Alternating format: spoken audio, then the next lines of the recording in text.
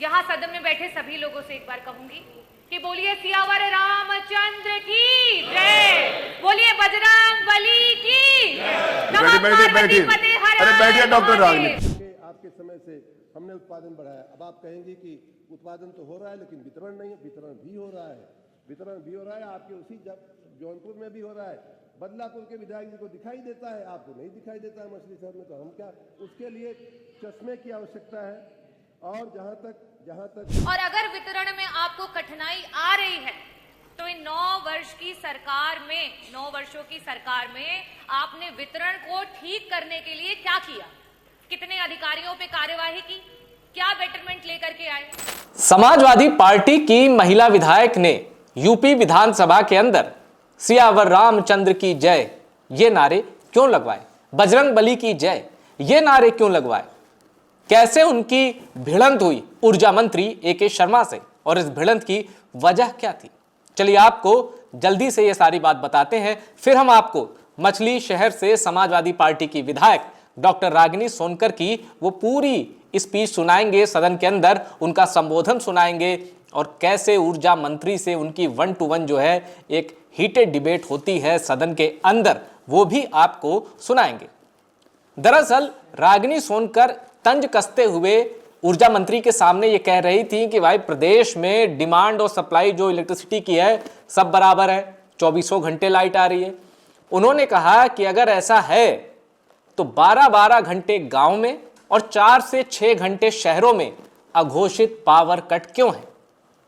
इसके बाद रागिनी सोनकर ने कहा कि अगर डिमांड और सप्लाई यानी उत्पादन और वितरण आपका बराबर नहीं है तो 9 साल से आप कर क्या रहे हैं? जो जिम्मेदार हैं उन पर एक्शन क्यों नहीं ले रहे हैं?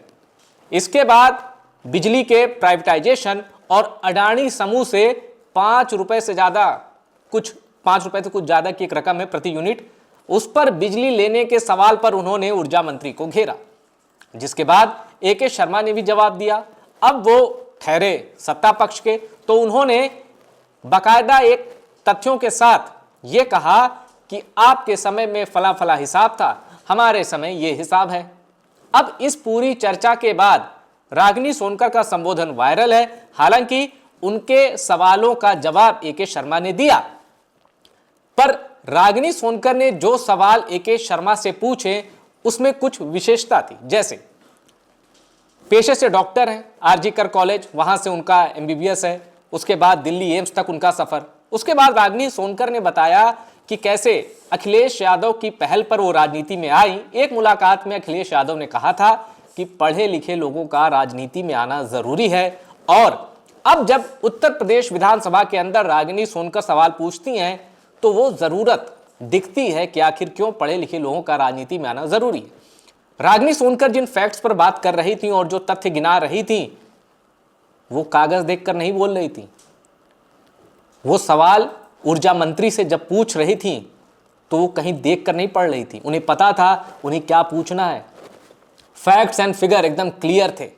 ऊर्जा मंत्री से पूछे जाने वाले सवाल एकदम क्लियर थे और शायद इसीलिए ऐसी आवाज चाहे किसी भी दल की हो, एक पढ़ी लिखी सशक्त आवाज जब विधानसभा के अंदर पहुंचती है तो लगता है कि प्रतिनिधित्व को पहचान मिल रही है। अब सुनिए रागिनी सोनकर का वो पूरा संबोधन। समानता नहीं है और हम जो है भरपूर उत्पादन कर रहे हैं।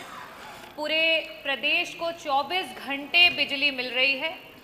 किसान के पास कहीं कोई कमी नहीं है और चाहे वो ग्रामीण अंचल की जनता हो या वो शहरी अंचल की जनता हो, वो ना जाने क्यों यहाँ तक कि मंत्री जी का कार्यकर्ता भी, जब भारतीय जनता पार्टी का कार्यकर्ता मंत्री जी से मिलने आता है, मंत्री जी को प्यार से माला पहनाता है, भारतीय जनता पार्टी का नारा लगाता है और उसके बाद कान में कहता है कि मंत्री जी 14 घंटे से बिजली नहीं आई, तो मंत्री जी सारी बातों को भूल करके भगवान का नारा लगवा करके अपने विभाग की बातों को दरकिनार कर देते हैं और मंत्री जी का उत्तर आता है कि कोई कमी नहीं।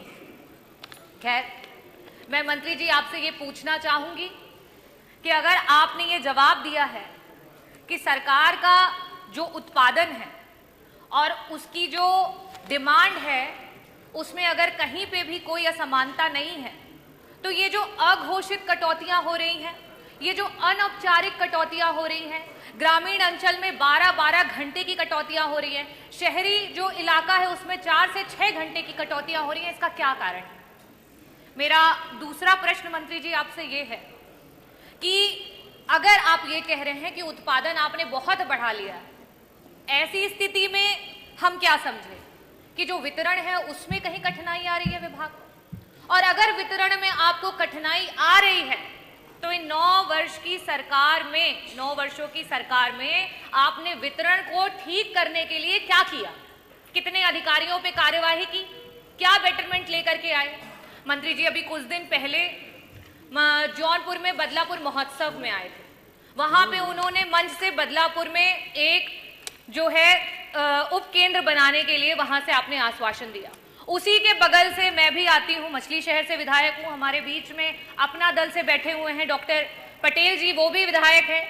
सधीरनगंज और बंधवा में वहीं उसी जिले के हम दोनों हैं और वहां पे भी उप केंद्र की मांग को रखा गया, पावर का लॉस कह करके उसको ठुकरा दिया गया। मंत्री जी मैं आपसे पूछना चाहूंगी कि ये पावर लॉस का कारण क्या है, और अगर ये पावर का लॉस है तो इसके अंतर्गत कितने अधिकारियों पे आपके द्वारा कार्यवाही जो है की गई? और लास्ट में आपसे ये एक सवाल करना चाहूंगी कि आज प्राइवेटाइजेशन विभाग को बेचने की बात हो रही है। अडानी से इतने महंगे दर पे 5.383 पर यूनिट के रेट पे सरकार जो है 25 साल के लिए बिजली खरीदने जा रही है। खैर उसका जो एग्जैक्ट अमाउंट है वो अभी तक पब्लिक नहीं किया गया है, लेकिन कैलकुलेशन के आधार पे वो 15,000 करोड़ का अमाउंट आ रहा है। तो अगर आप 15,000 करोड़ का अमाउंट, खैर आप एक तरफ तो 10 जगह नारियल फोड़ करके आते हैं, शिलान्यास करके आते हैं, और जब आपके उसी शिलान्यासों से देखा जाता है कि आपने कितना उत्पादन बढ़ा लिया तो वहां कुछ भी दिखाई नहीं देता है। लास्ट का बस सवाल यही रहेगा मेरा आपसे कि मंत्री जी अडानी से जो इतना बड़ा अमाउंट साझा कर रहे हैं उसकी मार जनता को जो है वो कैसे झेल पाएगी? और मैं यहाँ सदन में बैठे सभी लोगों से एक बार कहूंगी कि बोलिए सियावर रामचंद्र की जय, बोलिए बजरंग बली की। बैठिए डॉक्टर राज, प्लीज।